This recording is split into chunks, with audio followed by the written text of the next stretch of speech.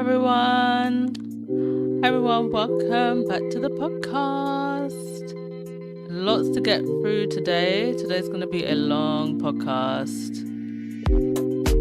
So please grab your coffee, water, teas. There's a lot to talk about.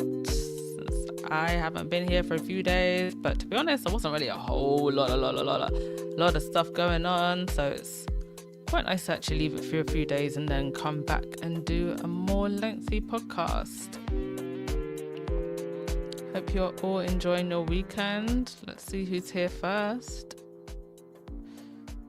Hi Vanessa, hey Electra, hey Lottie. Welcome in. Hit that thumbs up button and subscribe button, folks. All right. Let's get straight into it, shall we? New products from Meghan, as ever limited edition Matchbox. I wonder why they're making it limited edition. I don't know, maybe to test it, but I think it's a good idea. Especially with the candles. So you can actually get the Matchbox in sets. Maybe they wanted to test it in sets first.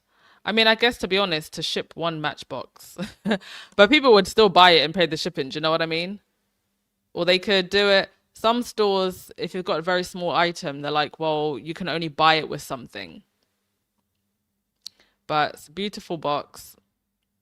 I think it has like a material puller with the white tips to match the candles. Very nice. So I believe you can buy this in the evening ritual set, and also a set with the candles on their own. I haven't even checked. Is this still in stock? Well, I guess if they're doing it with the bundles, then yeah, I guess it'll still be in stock with the bundles. Every time I go on Twitter, people are posting their as ever bounty. So please don't listen to the haters. They're talking nonsense. All right, first thing I want to get into. There was this very interesting clip from this online wackadoo show. And just to be fair, just so you all don't think I'm being biased, this so-called The Nerve and this lady on this show is a Harry and Meghan hater. She is nasty. She is vile. I do not like this lady, and she is not a friend. She's not a friend to our space or to Harry and Meghan. That said, I do think it's very interesting when people who are anti-Harry and Meghan suddenly go off the rails a little bit and start talking weirdo wacka conspiracy theories about the other royals. Mind you, as we know in this space, especially if you've been here for a while, people who dislike Harry and Meghan don't necessarily like the other royals, but they like to crap on Harry and Meghan as if they're defending the other royals. They're just so offended by Meghan's behavior and the fact that she knew her worth. So I just wanted to make that clear before we watch this. This person is not a friend to Harry and Meghan. But this is the first time that this is being said. I find it quite incredible that this is being said, because when it comes to William and Kate and the palace, if you say things or try to do things that tick them off, they will absolutely send the lawyers. They claim that they wouldn't be able to do that for Meghan, but we've seen that over and over again when it's for themselves. We saw that with the photos that came out in that French magazine when they were on their ski trip. We see them when it comes to the British press changing headlines in the Daily Fail. I don't think they went after that Spanish journalist who claimed that Kate was in some kind of coma of some sorts. That was interesting. But when they want to go after people, they do. And people like this on the screen, they know that. So, Christopher Anderson, whoever he is, let the cat out of the bag by revealing that Kate's abdominal surgery was performed by 3 of the Pope's surgeons who were secretly flown in from the Vatican. So much for the we're just like you narrative, because nothing says relatable quite like having the Pope's personal surgeons flown out on demand. So let's have a listen to what he said. I just hope I got the right audio. One sec. Let me just make sure it's the Her right one. surgeon was the same surgeon who operated on Pope Francis. Is that right? Exactly. As a matter of fact, as a team of surgeons were flown in secretly for that first, you're absolutely right, the first abdominal surgery, which she thought she was getting for a benign condition. And, Pope Francis had his, the same surgeons who'd operated on him for abdominal problems that he had, were flown secretly in and operated on her at the London Clinic, which is a very famous hospital in the middle of the Right. Before we get to that, Christopher, I want to go back to the very beginning of this story, which I just find fascinating because this was a rare misstep by the palace in every way, the handling of Kate's illness. A team of surgeons, you say, were flown in to operate on the Princess of Wales. Right. From how many countries? How many surgeons were there? No, this was from the Vatican. These were the surgeons who were. Are these private surgeons at the Vatican? No, they're attached to Gemelli. They're technically with the Gemelli Clinic, which is a famous cancer clinic in Rome, but they are assigned specifically to the Pope. Do we know how many surgeons were in the operating theater when Catherine had her surgery? 3, and how long that surgery took? That I don't know, but.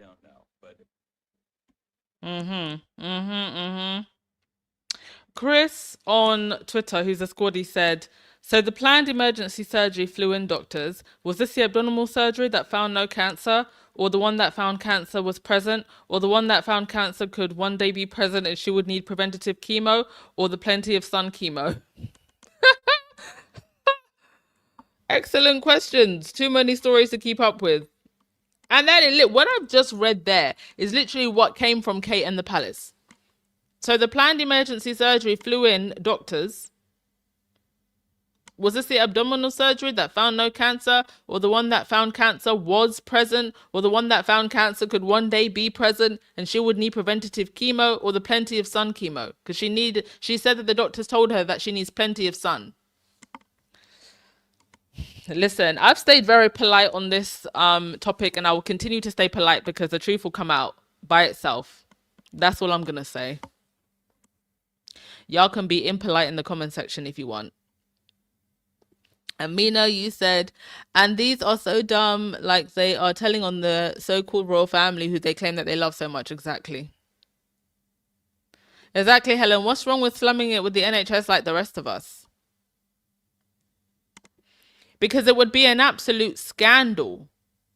Scandal if they had to fly in doctors, or that Kate flew to another country. Because there were even rumors about that she potentially flew to the US or flew to somewhere on mainland Europe. So now if they're saying actually that it was surgeons that flew in,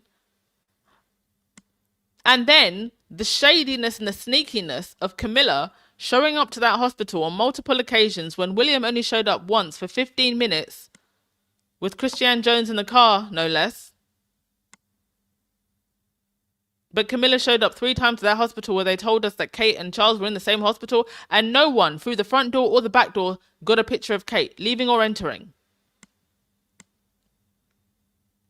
And all the other weird conspiracy theories that came out of this ridiculous situation.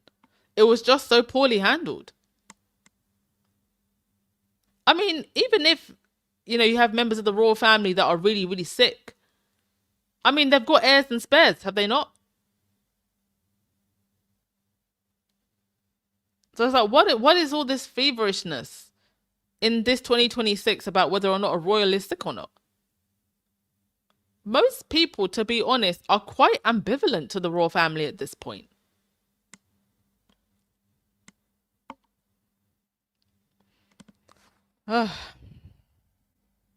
Anyway, that was that.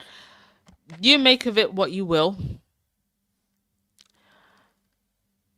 Most people are, like I said, ambivalent, but then I think where they are passionate about is when it comes to topics like Andrew and what the palace knew and when they knew it.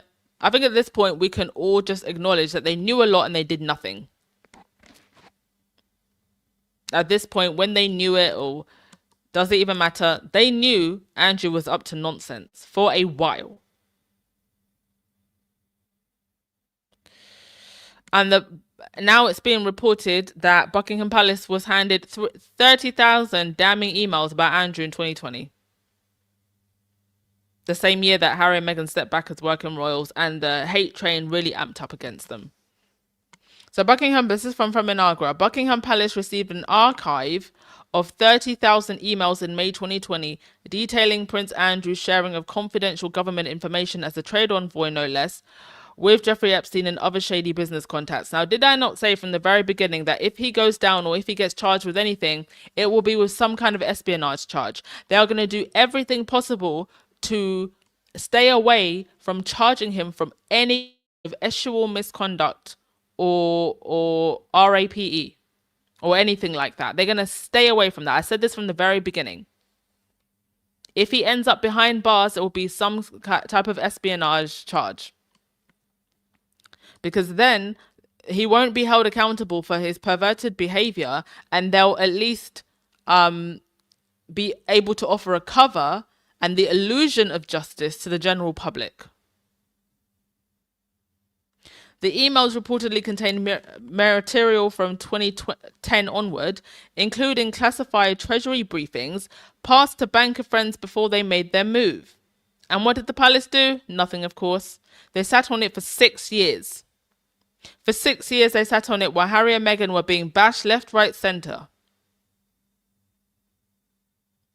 The palace received the archive in May 2020, the same year the royal press was still obsessing over Harry and Meghan's exit from royal life.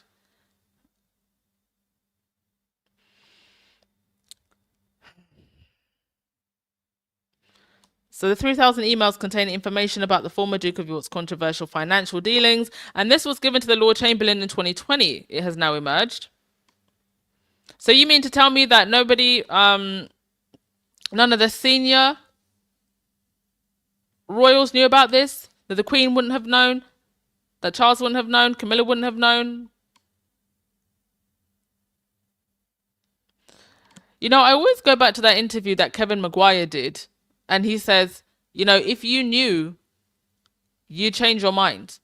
Where's Piers Morgan and all the rest of them and Dan Whatnot? If that's his real name. Oh, that is his real name. He has a hell of a lot of fake names. Where are they all complaining about this? Where's the outrage? Where's the outrage at Andrew putting national security at risk? Where is it? When asked what happened to the emails, Buckingham Palace responded saying, since there is an ongoing police inquiry concerning Mr. Mountbatten Windsor, it is not possible to provide any comment on these matters. Oh, but they can leak to the press about Harry and Meghan all day. Interesting. Last week, Thames Valley Police issued a new appeal for more people to come forward with any information. The force had widened its probe into Mountbatten Windsor to include possible sexual offences. It's just an insult to say to victims, please come forward, knowing full well that you're not going to do a proper investigation, knowing full well that you're going to re-traumatise victims. They know full well that that's what they're going to do. And all for nothing.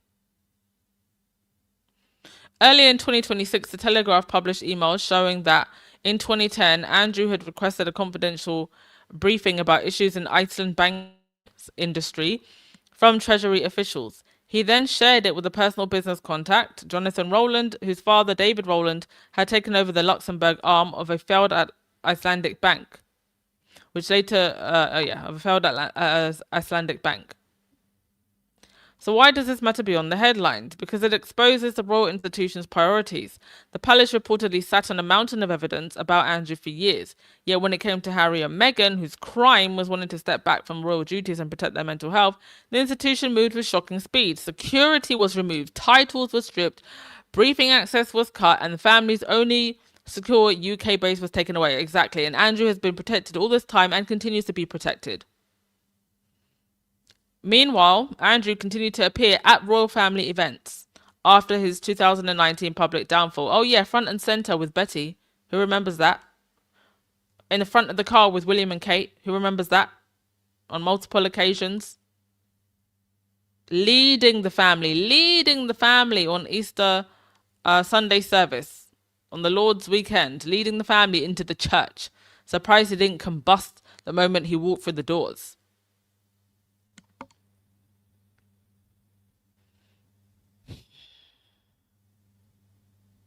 The palace's only comment is that they cannot speak because it's an ongoing inquiry. That is insulting.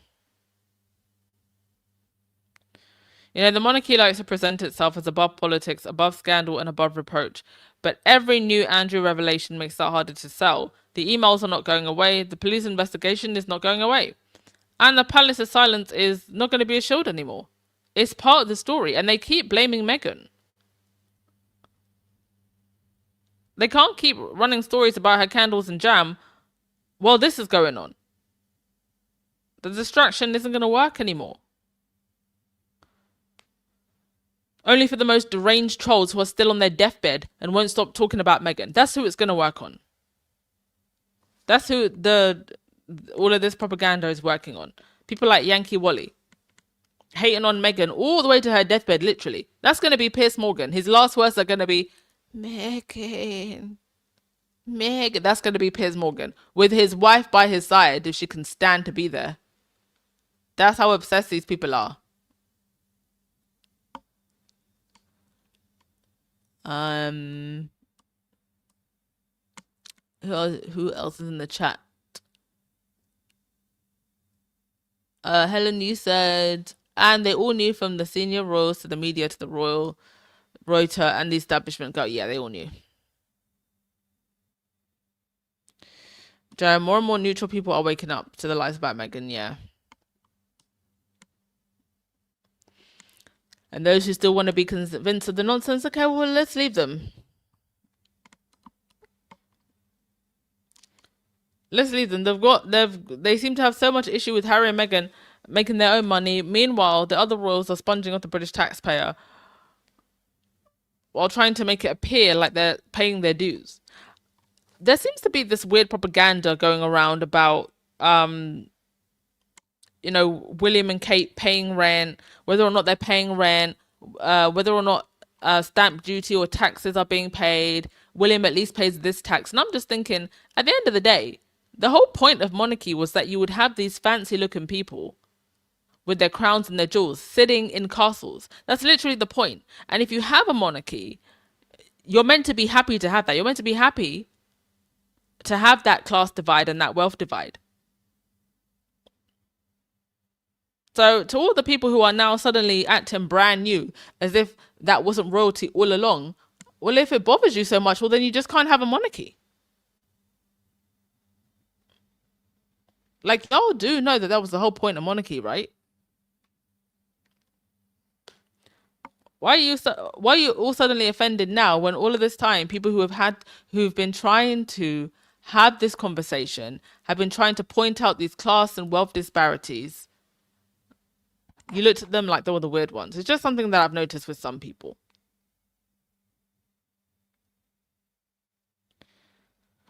So there's a guy named Norman Barker.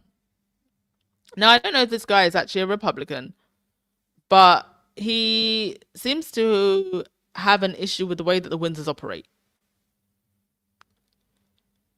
So he's previewing an upcoming parliamentary inquiry into royal real estate, specifically all of those peppercorn rents for various mansions, lodges, castles, and palaces. And the Daily Fail surprisingly published extensive comments from Barker about which royal leases need to be examined and possibly thrown out. And he has talked at length about William's multiple so-called forever homes. So Norman Barker wrote, "It is good that Parliament, which generally does its best, never to look into royal matters, has been forced by public opinion to examine the outrageous rental agreements which both Prince Andrew and his brother Prince Edward have enjoyed. Near zero rents for gigantic mansions in the most charming surroundings of Windsor Great Park. As the profits from the Crown estate go straight to the Treasury, it follows that applying a peppercorn rent rather than a market value means a loss to the taxpayer. We have been paying for these rich royals to live in luxury, effectively rent-free. I mean, you've been doing that for what, 300 plus years? This is why I'm saying, why are you suddenly acting brand new? I think Beatrice and Eugenie would be wise to leave their properties in St. James Palace and Kensington Palace before people such as you and me start asking too many questions. I mean, people have been asking questions for a long time. Republicans have been asking questions for a long time. You called them unpatriotic. You called them crazy. You called them wanting to bring down the royal family. Glad you're finally on board. Non-working royals should never benefit from grace and favor or peppercorn rent agreements. I just love that they call them peppercorn rent. I'm pretty sure if I looked into it, in medieval days, they literally paid in peppercorns. In the case of Prince Edward's Bagshot residence, it has an incredible 120 rooms for his family to rattle around in. And that's another thing. They literally don't even need estates this big. And not content with his peppercorn rent for this, he and wife Sophie lease out the mansion stable block for an eye-watering 130,000 a year. Does he forward that money to the Crown estate? I'll give you one guess. Other royals, such as the Duke and Duchess of Gloucester and Duke and Duchess of Kent, have benefited from so-called grace and favour properties. They get to live there rent-free. We have to hope that the Public Accounts Committee will do its job properly and end the scandal of rich royals living in luxury at little or no cost to them, but considerable cost to you and me. I think that this is the last generation that are going to live in these royal estate and royal homes. Nobody's even living in Buckingham Palace anymore. The monarch isn't. I don't think the royal kids, when they're older, they'll get to live in these big estates. I think they will have to live in they'll still get to live in nice estates, but nothing grand like these castles.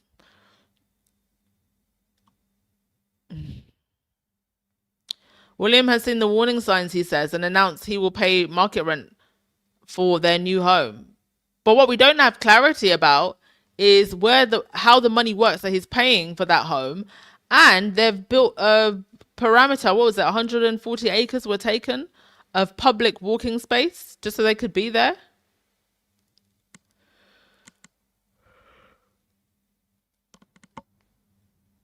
So beyond occasional holidays, the Welleses are rarely at other properties in Prince William's portfolio. Restamel Manor, Tamarisk House, Tamnagar, I'm going to have to look at all of these, and the royal property in Landovery, that sounds like a Welsh name. And the Prince of Wales is unlikely to be worried by the lack of use because it's probably not covering the rent for at least some of them. I believe that no rent is paid on apartment 1A in Kensington Palace or Tamnagar out of the pockets of William and Kate. In addition, their pockets are taxpayer funded. So what pockets are you talking about? What pockets are you talking about? If it's not from the taxpayer, is it the money that they're getting from the land that they inherited?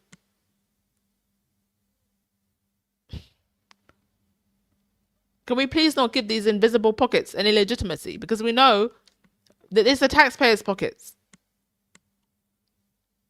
It's the British public's pockets and the British public's land. In addition, it is likely that the properties which sit within the Duchies of Cornwall and Lancaster will be classified as business expenses and so to reduce the taxation bills of William and Charles, that they're paying that much tax anyway.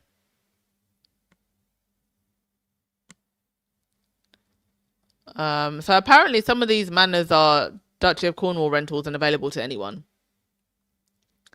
Same with places like Tamarisk House, which is a vacation rental owned by the Duchy. Those are not really William and Kate's homes per se, but they are Duchy owned.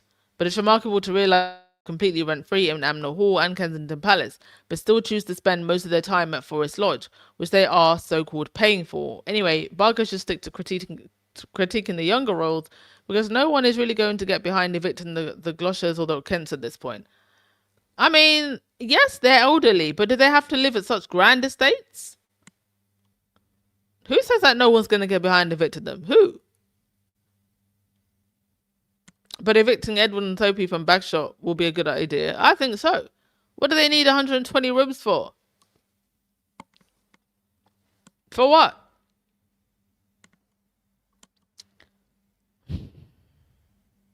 Unbelievable.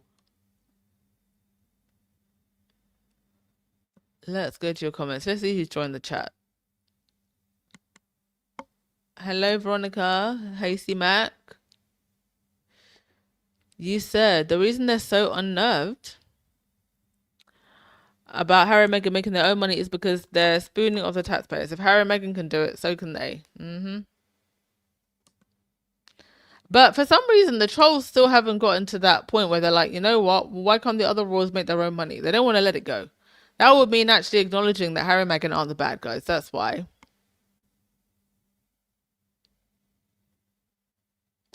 Lotte, you said, and his wife are not interested in Piers Morgan. She's too busy sleeping with. Wait, what?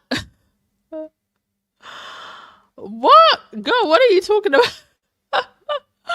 I was kind of like, I was like half reading that comment. I'm like, what? Please explain.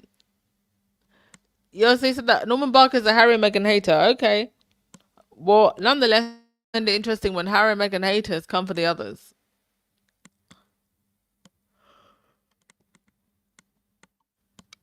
Oh, he used to be an MP? He's a Republican. Okay. What type of MP? Labour, Conservative, Lib Dem? Hi, Patricia Nixon. Thanks for joining us.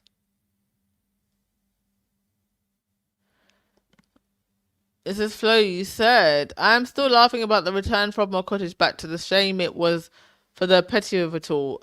I'm sure our fans are laughing about this. Yes, we are back with the Frogmore Cottage drama. We're going to get into that. Yes, Lottie, I wonder why these people need so many damn rooms. Who's going to sleep in all of them? It's all about ego. They got big egos, so they want big palaces.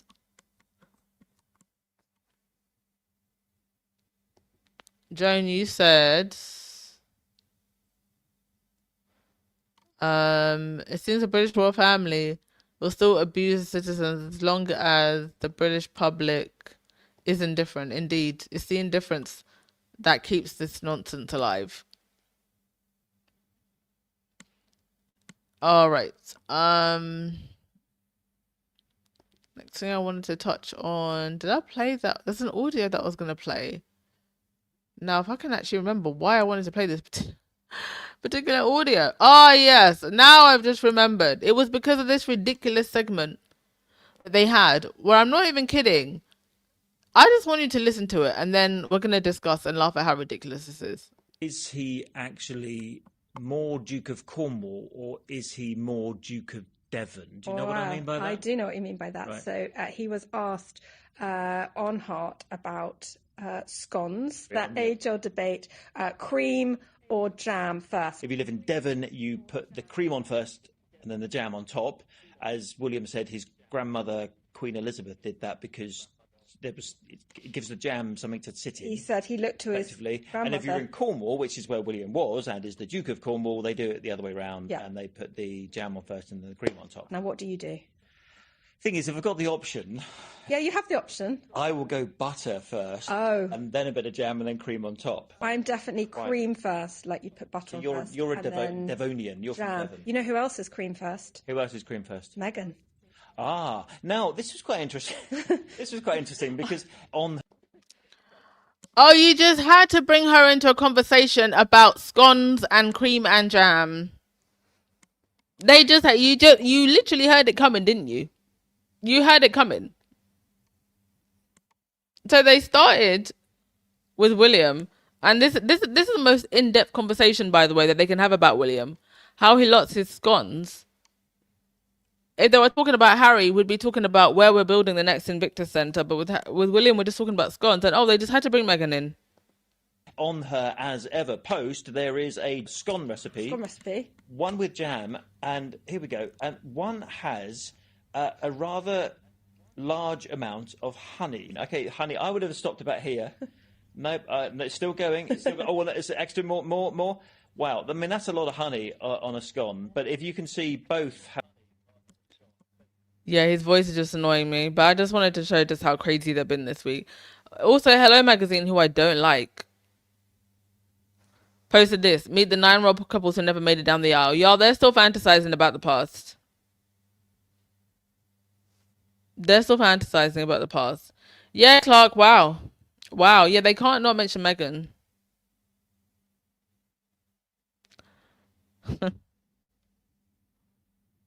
Hilarious. All right, next thing. Yeah, let's talk about this Frogmore drama.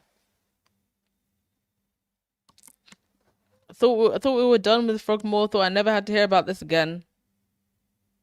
Apparently, we're back. So,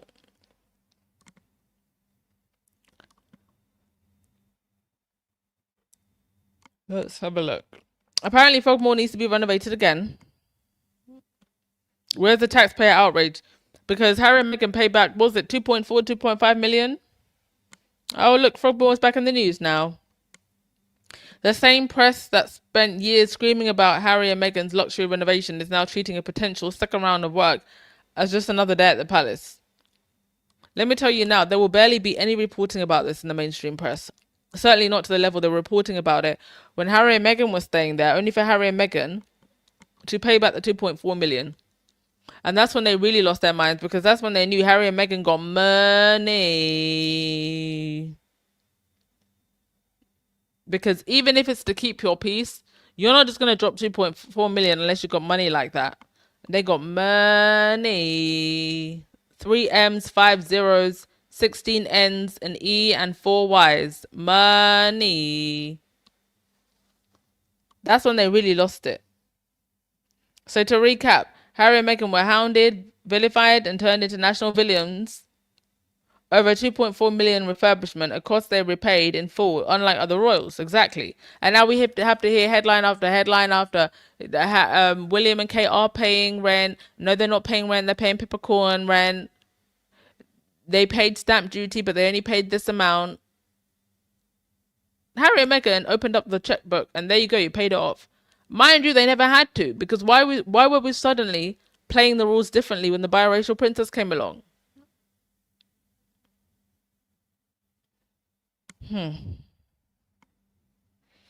2.4 million as well.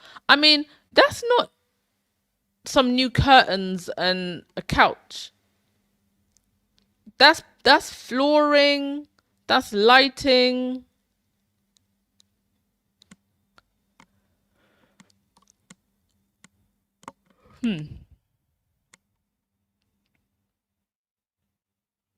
Now reports suggest that the same property may be renovated again, possibly subdivided back into multiple units. And the media's response is crickets. I wouldn't be surprised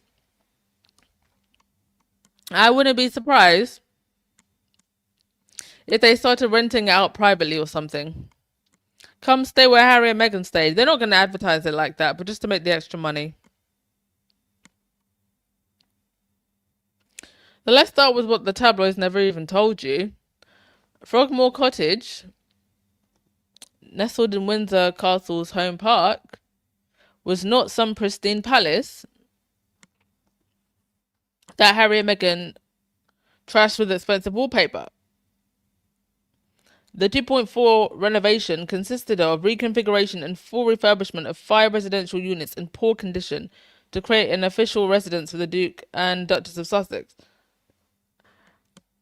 I wonder if Harry and Meghan, they must have, took pictures of that, what it looked like before. Did they show it in the documentary? I feel like I have to watch that documentary back. But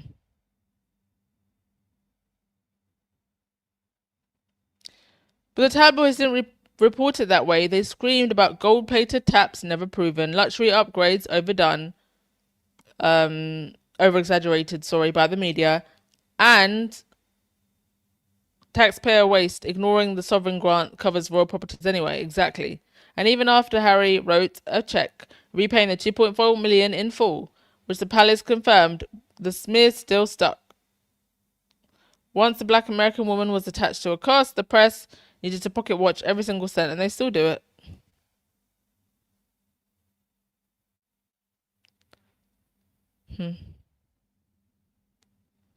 And now they're going to renovate. Andrew, by the way, rejected Frogmore. He didn't want it. He didn't want a small, humble home.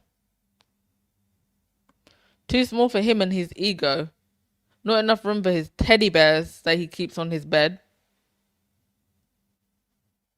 I mean, the real story is, why is this even a story? And if it's going to be a story, why won't the press ask, if Frogmore was so terribly renovated that it now needs more work, why wasn't the original project done properly? Who signed it off? Who's responsible for the waste? And if the property has been empty for years, why wasn't it used for homeless veterans or NHS housing or anything useful? If the goal is to subdivide it again, who's going to pay for that? It almost feels like they're just undoing what Harry and Meghan did just to be spiteful. And as usual, they do everything on a delay. They're offended and do everything on a delay. Most importantly, why is the media more interested in symbolic revenge against Harry and Meghan than holding the palace accountable for its own property mismanagement? We all know the answer. We all know the answer.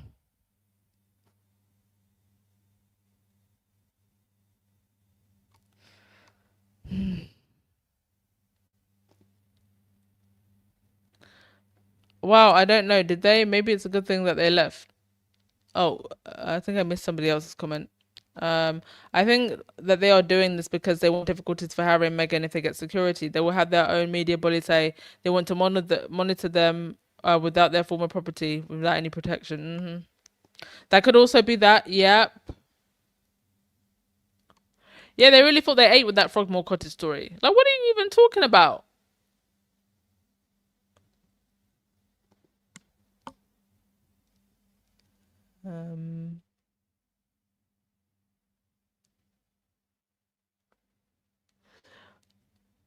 Mrs. You said I wouldn't stay at that cottage surrounded by frogs in the graveyard. Well, apparently the grounds are actually quite beautiful. I like frogs. Frogs are a sign of fortune.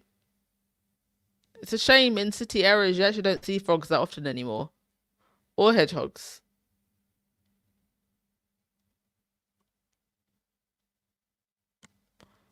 The reason why the other royals don't fancy Frogmore is because it was the servants' dwellings. Ah, yes. But Harry and Meghan, they said, let me you. Switch your necktie to purple labels. And did a whole renovation.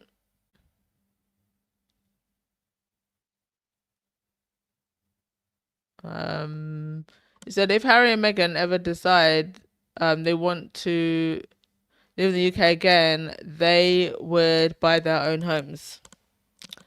They probably will. And that's going to piss the haters off even more. If I have to guess, and this is just a guess, not saying that I know any of this by fact, that maybe they'd want homes for Lily and Archie in the future, maybe.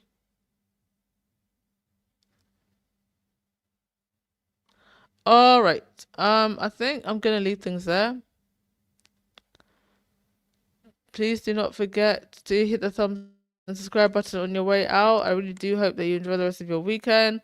Oh, we got Kathy G, a member for 50. Jesus, Kathy G. I'm gonna take a picture of this. I need to take a picture of this. That Kathy G has been a member for 50 months. What? Appreciate that so much. All right, folks. Links in bio if you'd like to donate to the channel. Sorry, folks. I think I went a little bit mute there for a sec. Links in bio to donate to the channel definitely helps. Appreciate you all for showing up, though. And I will catch up tomorrow. It's already today. It's already June 1st here. Pinch punch, first day of the month. Love y'all. Ciao.